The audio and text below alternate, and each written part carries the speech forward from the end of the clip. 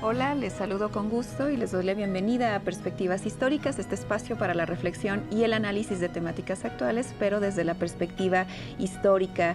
El día de hoy vamos a abordar el tema de las perspectivas y alcances del TEMEC y bueno, saludo como cada semana a Felipe Ávila. Hola Magali, ¿cómo estás? Muy bien, y me da mucho gusto que continúe en la mesa de Perspectivas Históricas el economista Gerardo Esquivel del Colegio de México, pues para seguir hablando de estos temas tan importantes y coyunturales. Bienvenido. Muchas gracias por la invitación. Y bueno, como ya saben y como es costumbre, les invito a que veamos y escuchemos la siguiente cápsula. Con la llegada de Donald Trump a la presidencia de Estados Unidos, se sustituyó el TLCAN por el TEMEC, que entró en vigor el 30 de julio de 2020. El TEMEC es una versión actualizada del TLCAN. En él se modifican algunas cláusulas, entre ellas aumenta a 75% la proporción del contenido nacional en la fabricación de vehículos, se aumenta la protección ambiental, los derechos laborales y se incluye el comercio digital. Si bien se ha mantenido la integración comercial entre los tres países y ha crecido el comercio regional, en el que México se ha convertido en el principal socio comercial de Estados Unidos, la llegada por segunda vez a la presidencia de Estados Unidos de Donald Trump representa un riesgo para el TEMEC, porque ha anunciado que al margen del tratado impondrá aranceles generales del 25% a las exportaciones de México y Canadá y que fortalecerá la protección para los productores y empresas de Estados Unidos. Si bien algunos analistas piensan que Trump no cumplirá sus amenazas porque al hacerlo dañaría también a la economía estadounidense, existe incertidumbre de lo que ocurrirá y de cualquier modo, las amenazas de Trump sobre migración, comercio y combate a las drogas provocan inestabilidad en los mercados financieros y desalientan la inversión.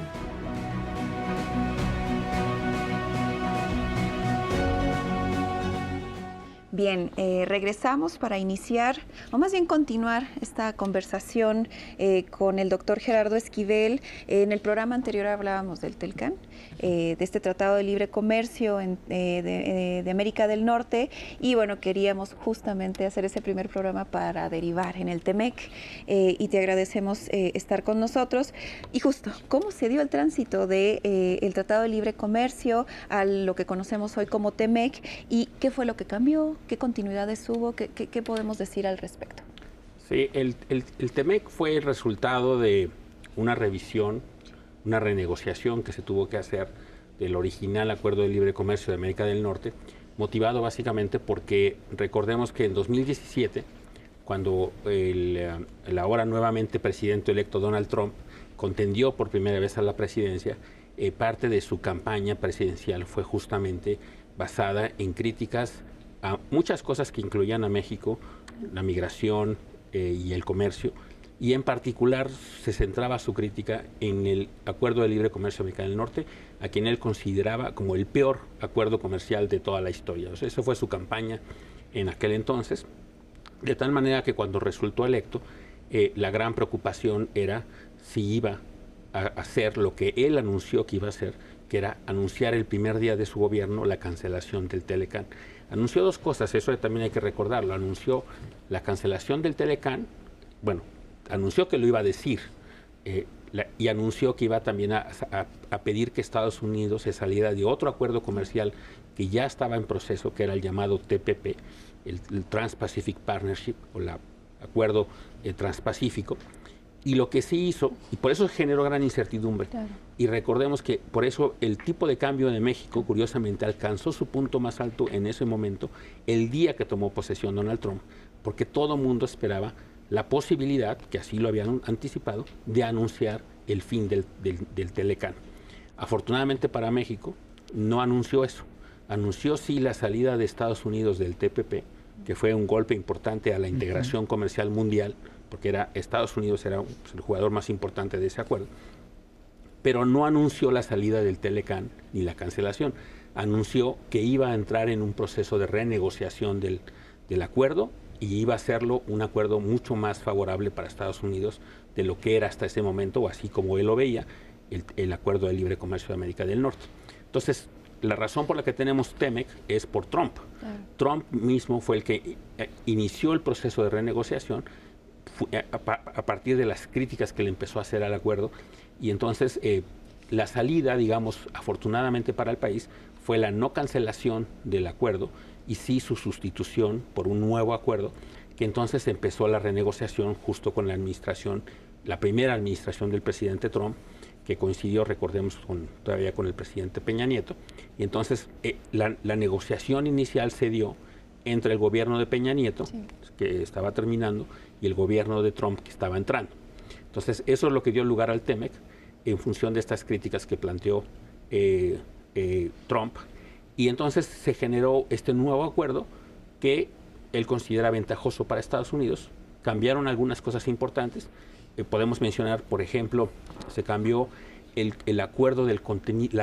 Hay una cosa que para que se pueda beneficiar de la exención de aranceles, o sea, de los impuestos que se pagan al comerciar entre países, tiene que tener un cierto contenido regional los productos. Eso se subió de manera importante para hacer que la región en su conjunto tuviera que poner más productos, más insumos, y evitar así como que se trajeran insumos de otro lado, solo se ensamblaran aquí y se exportaran. Entonces, por ejemplo, esa es una de las cosas que cambió de manera importante. El contenido regional ya se volvió mucho más alto, particularmente en la industria automotriz. Esa era una preocupación de Trump. Se buscó que el contenido de los productos automotrices, por ejemplo, tuviera una parte hecha con mano de obra que ganara un cierto mínimo de ingresos, básicamente para fomentar la producción en Estados Unidos y Canadá. Ese tipo de cosas se hicieron, pero luego se hicieron otras cosas importantes, que es en lo que estamos justo ahorita, en la discusión de la revisión del TEMEC. Porque los acuerdos originales del Acuerdo de Libre Comercio parecía como que iba a estar vigente siempre. Y Trump lo que introdujo, a sugerencia de su asesor comercial, Robert Lighthizer, fue la posibilidad de que no fuera permanente. Yeah. Entonces dijo, lo que estableció es una cosa que en inglés se llama the sunset clause, que es la cláusula de vencimiento, que es, nosotros firmamos un acuerdo de libre comercio, pero solo es válido 16 años. Si en esos 16 años, al cabo de eso, ya no queremos, y se acabó. Entonces eso implica, y el acuerdo lo que se introdujo fue esta cláusula de revisión cada 6 años. Entonces a los 6 años de entrada en vigor del acuerdo, se revisa. Ahí nos decimos los países, ¿queremos seguir en el acuerdo sí o no? Si no queremos seguir, no se acaba en ese momento, se acaba hasta los 16 años cumplidos, o sea, 10 años después de que se toma esa decisión. Entonces, eso fue un cambio importante que quería Trump, que decía, no podemos ya comprometernos a acuerdos de libre comercio con países que no sabemos si después vamos a querer seguir haciendo acuerdos. Entonces, introdujo eso, que fue un cambio importante.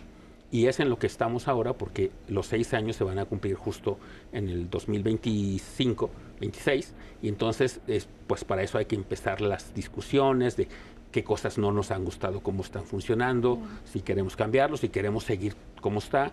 Eso es lo que está sujeto a discusión ahora hacia adelante para el tema, ¿no? Gerardo, ¿y qué ha pasado en estos años desde este momento en que nos acabas de platicar?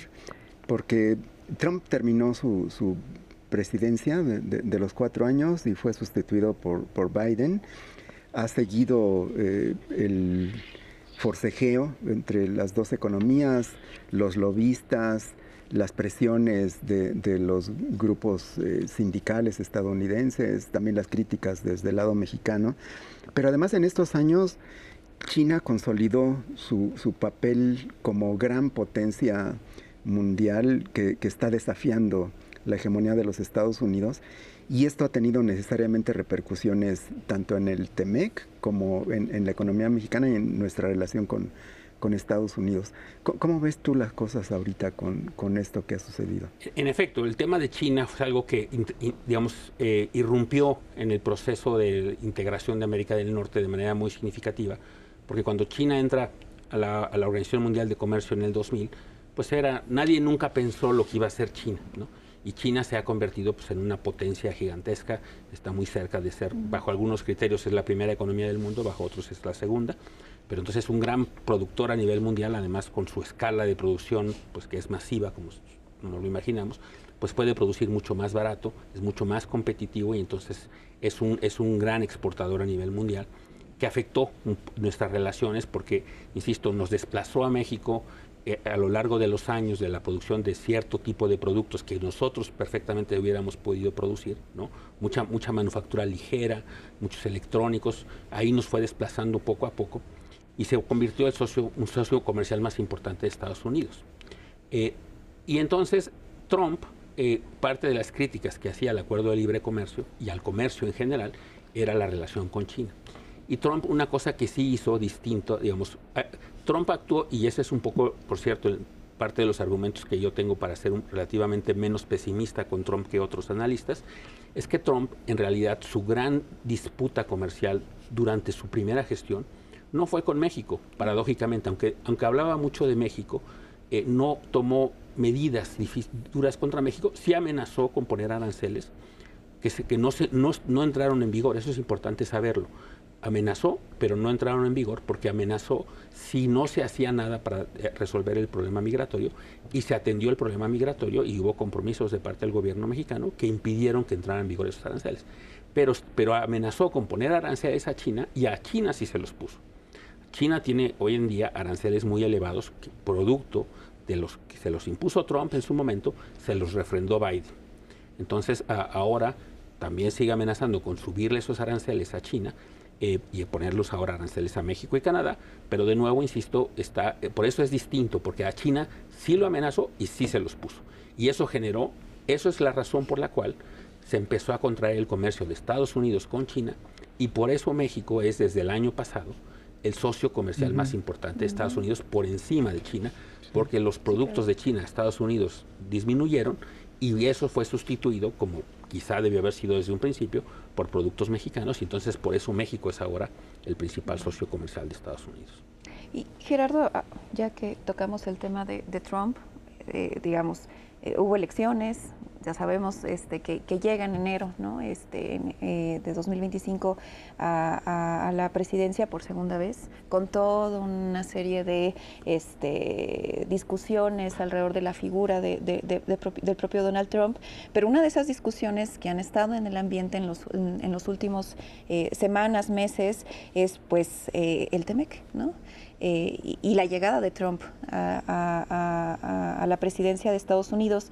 Digamos, ya decías que tú no eres tan pesimista, ¿no?, respecto a el arribo de Trump al gobierno de Estados Unidos, pero ¿qué pasaría si se rompe o modifica el TEMEC, ¿no?, en este proceso, ¿no?, de revisión que va a tener lugar y por ejemplo, aumentan los aranceles? O sea, pensando en escenarios posibles, digamos, ¿cómo tendría que estar afrontando México desde ya, supongo yo, este proceso de revisión?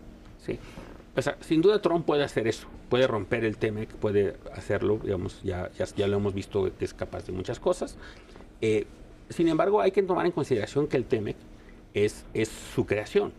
O sea, el acuerdo de libre comercio que hoy tenemos es producto de su administración. Él impulsó, él lo diseñó, él contribuyó a la forma que tiene hoy el TEMEC, incluyendo esta cláusula de vencimiento que ya mencionaba. Es su creación en ese sentido, y él ha llamado al TEMEC el mejor, así como se refería al TELECAN como el peor acuerdo comercial de la historia, le ha definido al TEMEC como el mejor acuerdo comercial de la historia, ¿no? Ya sabemos que es hombre de extremos, ¿no? Entonces le ha llamado que es el mejor acuerdo comercial. Ahora, lo puede romper de cualquier manera, pero hay que entender una cosa: a Trump le preocupan 3 temas con México: el tema migratorio, el tema de seguridad y el tema comercial, porque sí le preocupa de alguna manera que Estados Unidos tiene un déficit comercial con México bastante grande, no tan grande como con China, pero es relativamente grande. Entonces le preocupan las 3 cosas, pero si yo tuviera que decir qué creo yo que le preocupa más, son los temas migratorios y de seguridad. y más bien lo que creo, en mi opinión, que está queriendo hacer cuando amenaza con ponernos aranceles, de la misma manera que nos amenazó en 2019, es buscar un acuerdo en los otros temas.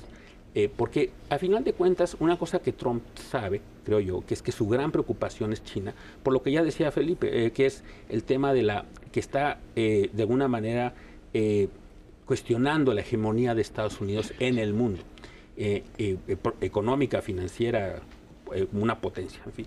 Y en ese sentido, Trump debe saber, y sus asesores deben saber, que si hubiera una guerra comercial entre México, Canadá y Estados Unidos, que es lo que está amenazando con imponer, pues el gran beneficiario de eso sería China. Porque si nosotros nos empezamos a pelear entre nosotros y a poner aranceles, lo que pasaría con la región es que las ganancias de productividad que tuvimos como resultado de la integración, pues se perderían, ¿no? Y habría sectores muy afectados, por ejemplo la industria automotriz, que es su gran interés. Entonces la industria automotriz perdería porque, como decía antes, las autopartes mexicanas son muy importantes. Entonces hay muchos productos que entran y salen en un proceso de construir un automóvil, entran y salen varias veces por la frontera. Entonces, imagínate pagar aranceles cada vez que entra y sale un producto, pues eso se encarecería enormemente. Y de por sí los productos chinos son mucho más baratos que los productos de la región, entonces perderíamos competitividad como región entera. Entonces yo creo que eso a nadie le conviene. Por eso es que no creo hacerlo, sería iniciar una guerra comercial, sería un disparo en el pie, sería contra sus propios intereses. Y yo, a diferencia de mucha gente que piensa que Trump está loco o que es irracional, yo creo que no. Yo creo que es un político con su racionalidad, que a lo mejor no es la nuestra, con su actitud, con sus preferencias, pero no creo que sea un tipo que vaya a hacer una cosa completamente ilógica como dañar a la región entera, y él siendo el beneficiario, su principal enemigo, que sería China en este caso, ¿no? Gerardo, sin embargo, las declaraciones de Trump son explosivas y tienen gran impacto en los mercados y en la paridad y en la toma de decisiones sobre inversión.